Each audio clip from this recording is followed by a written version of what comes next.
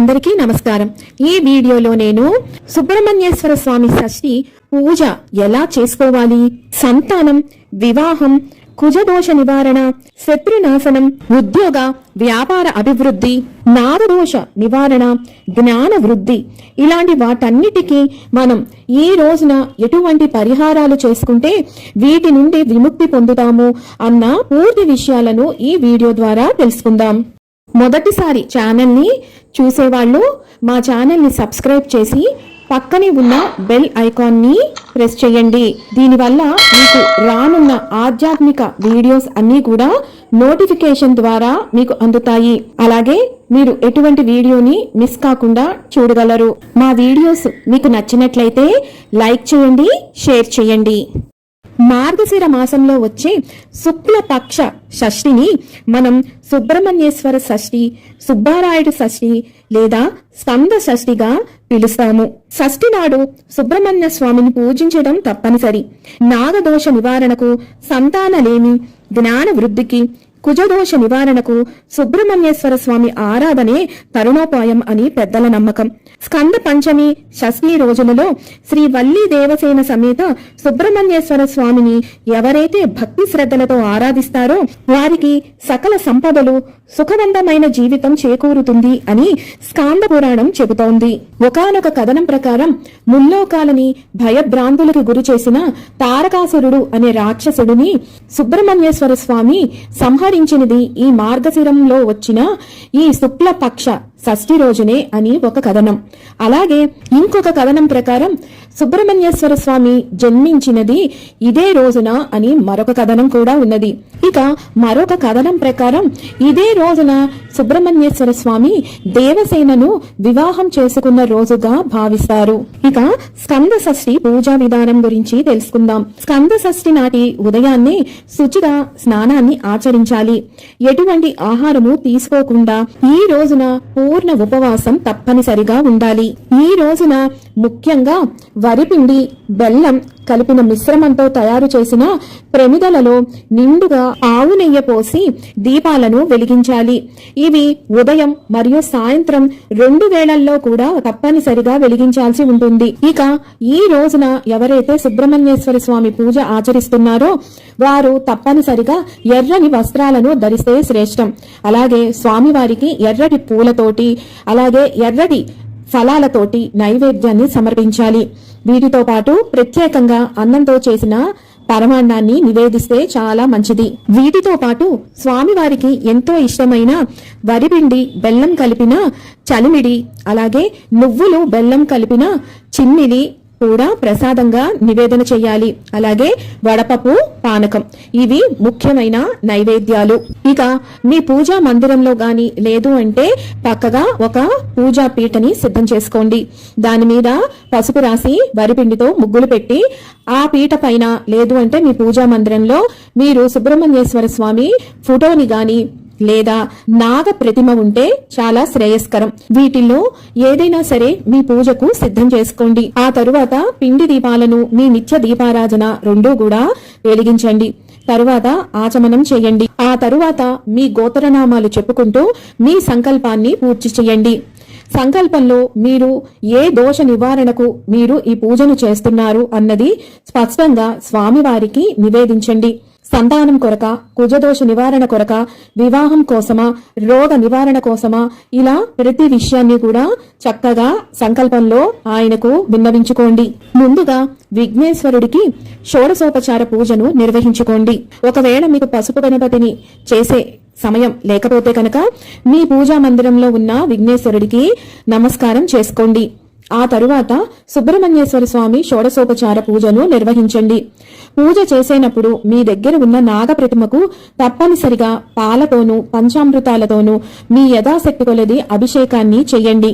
అభిషేకం అనంతరం శుద్ధ నీటితోటి గంగాజలంతో శుద్ధి చేసి ఆ తరువాత నాగప్రతిమ మొత్తానికి కూడా మీరే స్వయంగా సాధిన గంధాన్ని తీసి స్వామివారి మొత్తానికి కూడా రాయండి. అలా రాసిన తరువాత కుంకుమ బొట్టు పెట్టి పూలతోటి అర్చించండి. ఈ రోజున ఎర్రని పూలతోటి అర్చిస్తే మీకు ఉన్న కోరికలు అన్నీ కూడా నెరవేరుతాయి. ఒకవేళ ఎర్రటి పుష్పాలు దొరకకపోతే తెలుపు కాకుండా వేరే రంగు పుష్పాలు ఏవైనా సరే మీరు అర్చించవచ్చు. ఈ రోజున సుబ్రహ్మణ్యేశ్వర స్వామికి సంబంధించిన స్తోత్రాలను, అష్టోత్తరాలను అన్నీ కూడా మీ యథాశక్తి కొలది భక్తితో పఠించండి. రోజంతా ఉపవాసం ఉంటారు కాబట్టి ఆయన నామస్మరణతోటి, పూజతోటే మీరు కాలాన్ని గడపండి. ఇలా స్తోత్రాలు అన్నీ పఠించిన తర్వాత స్వామివారికి ధూపం, దీపం, నైవేద్యం, తాంబూలం ఇచ్చి ఆ తరువాత మంగళహారతులను సమర్పించాలి. ఈ రకంగా ఉదయం పూజ నిర్వహించుకోవాలి. మరలా మీకు వీలు ఉండి శక్తి ఉంటే కనుక సాయంత్రం కూడా ఇదే రకంగా పూజను చేసుకొని ఆ తరువాతే మీరు ఉపవాస దీక్షను విరమిస్తే చాలా మంచిది. ఇక పూజ అంతా అయిపోయిన తరువాత స్కందోత్పత్తి కథను భక్తి శ్రద్ధలతో మీరు వినాల్సి ఉంటుంది. ఎవరైతే సంతానం లేక బాధపడుతున్నారో, అలాగే గర్భవతులు ఎవరైతే ఉన్నారో వారు తప్పనిసరిగా ఈ రోజున ఈ కథను భక్తి శ్రద్ధలతో వినాలి. వారికి ఉత్తమ సంతానం కలగటమే కాకుండా మంచి సంతానం కూడా లేని వాళ్ళకి కలుగుతుంది. ఈ సుబ్రహ్మణ్యేశ్వర స్వామి షష్ఠి రోజున సంతాన యోగం కలగటానికి ఎటువంటి పరిహారం చేస్తే మనకి తప్పనిసరిగా సంతానం కలుగుతుంది అన్న విషయాన్ని ఇప్పుడు తెలుసుకుందాం.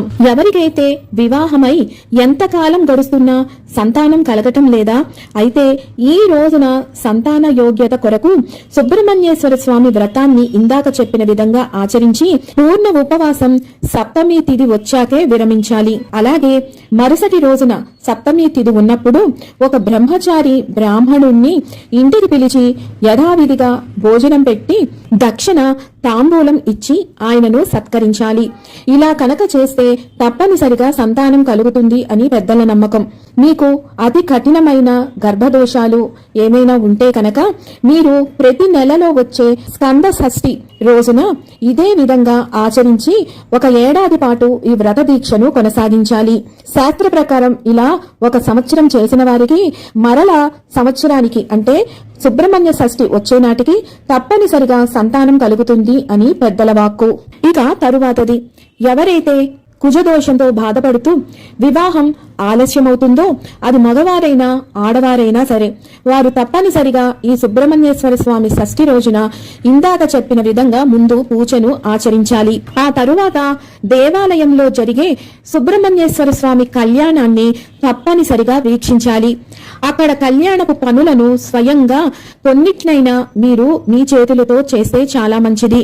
అలాగే స్వామివారికి పూలమాలలని, ప్రసాదాలని మీ స్వయం శక్తితో సమకూర్చి 10 మందికి కూడా పంచిపెడితే ఈ రోజున శుభం కలుగుతుంది.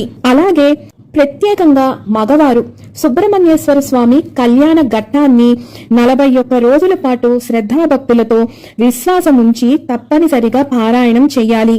అలాగే సుబ్రహ్మణ్యేశ్వర స్వామి ఆలయానికి వెళ్లి 21 ప్రదక్షిణాలు చేసి గోత్రనామాలతో ఆయనకు అర్చన చేయించుకోవాలి. ఇలా చెయ్యటం వల్ల వారికి ఉన్న కుజదోషము, వివాహానికి గల దోషాలు అన్నీ కూడా తొలగిపోయి శీఘ్రంగా వివాహం జరుగుతుంది. ఇక పితృదోషం, సర్పదోషం, కాల సర్పదోషం, వంశాభివృద్ధి కొరకు ఈ రోజున తప్పనిసరిగా 1 కుండలో పాలు, పంచదార కలిపి ఆ కుండలను మీరు స్వామివారి కళ్యాణానికి కనుక సమర్పిస్తే ఆ దోషాలన్నీ తొలగిపోయి వంశాభివృద్ధి జరుగుతుంది.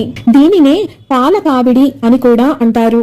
ఇక శత్రునాశనం, కోర్టు, పోలీస్ స్టేషన్ గొడవలు ఇలాంటివన్నీ కూడా పరిహారం కావాలి అంటే కనుక సుబ్రహ్మణ్యేశ్వర స్వామి షష్ఠి రోజున ఇందాక నేను చెప్పిన విధంగా పూజను తప్పనిసరిగా ఆచరించాలి.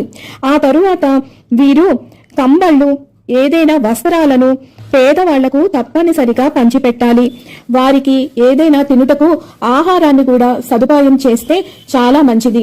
ఇక తరువాతది, ఎవరైతే పిల్లలు మొండిగా ప్రవర్తిస్తున్నారో, అలాగే దీర్ఘకాల రోగాలతోటి, చర్మానికి సంబంధించిన రోగాలతోటి బాధపడుతున్నారో వారు ఈ రోజున తప్పనిసరిగా ఆది శంకరాచార్య విరచిత సుబ్రహ్మణ్య భుజంగ ప్రయాత స్తోత్రాన్ని పఠించాల్సి ఉంటుంది. వీరు ఆదివారం రోజున పిడికెడు రాళ్ల ఉప్పు, కొద్దిగా మిరియాలను తీసుకొని సుబ్రహ్మణ్యేశ్వర స్వామి గుడికి వెళ్లి అక్కడ ధ్వజస్తంభం దగ్గర నుంచొని ఈ స్తోత్రాన్ని పఠించి ఆ స్తంభం దగ్గర వీటిని ఉంచేసి ఇంటికి తిరిగి రావాలి. అలాగే ఉన్నత ఉద్యోగం కోసం, వ్యాపార అభివృద్ధి కోసం తప్పనిసరిగా ఈ రోజున ఇందాక నేను చెప్పిన పూజను నిర్వహించిన అనంతరం ఆ పరమాన్నం ఏదైతే నివేదన చేశారో దానిని ముందుగా తాము కొంచెం స్వీకరించి ఇతరులందరికీ పంచిపెట్టి, ముఖ్యంగా పేదవారికి, కుక్కలకి ఈ రోజున తప్పనిసరిగా పంచాలి.